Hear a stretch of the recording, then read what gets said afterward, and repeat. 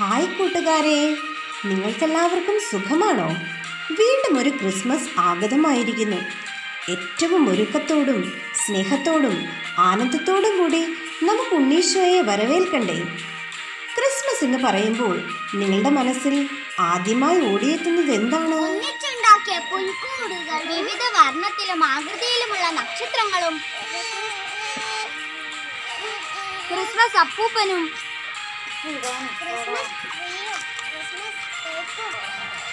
എല്ലാം ഞങ്ങളുടെ മനസ്സിലെ നല്ല ഓർമ്മകളാണ്. ജന്മദിനം ആഘോഷിക്കുമ്പോൾ പുതിയ വസ്ത്രത്തെക്കാളും മുറിച്ച കേക്കിനേക്കാളും എല്ലാം ഉപരി നാം വ്യക്തിക്കല്ലേ പ്രാധാന്യം നൽകുന്നത്? ഈശോയുടെ ജന്മദിനമാണ് ക്രിസ്മസ് അല്ലേ? പക്ഷെ നിങ്ങൾ ആരും ഉണ്ണീശോയെക്കുറിച്ച് സംസാരിച്ചതേയില്ല.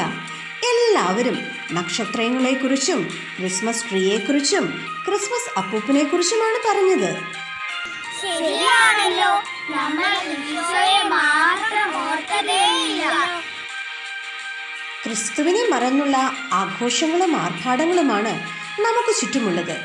ക്രിസ്മസ് യേശുവിൻ്റെ ജന്മദിനമാണെന്നുള്ളത് നമുക്ക് മറക്കാതിരിക്കാം. ഞാൻ നിങ്ങളോടൊരു ചോദ്യം ചോദിക്കട്ടെ.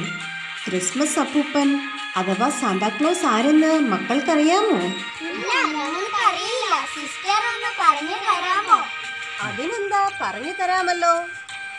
5-ാം നൂറ്റാണ്ടിൽ ജീവിച്ചിരുന്ന ഒരു ബിഷപ്പായിരുന്നു വിശുദ്ധ നിക്കോളാസ്. ക്രിസ്മസ് അപ്പൂപ്പൻ അഥവാ സാന്താക്ലോസ് എന്നീ നാമധേയങ്ങളിൽ അദ്ദേഹം അറിയപ്പെട്ടിരുന്നു. പാവപ്പെട്ടവരോട് വളരെയേറെ പരിഗണനയും സ്നേഹവും അദ്ദേഹത്തിനുണ്ടായിരുന്നതിനാൽ അവരെ സ്നേഹിക്കുവാൻ അദ്ദേഹം എപ്പോഴും വളരെയേറെ ശ്രദ്ധിച്ചിരുന്നു.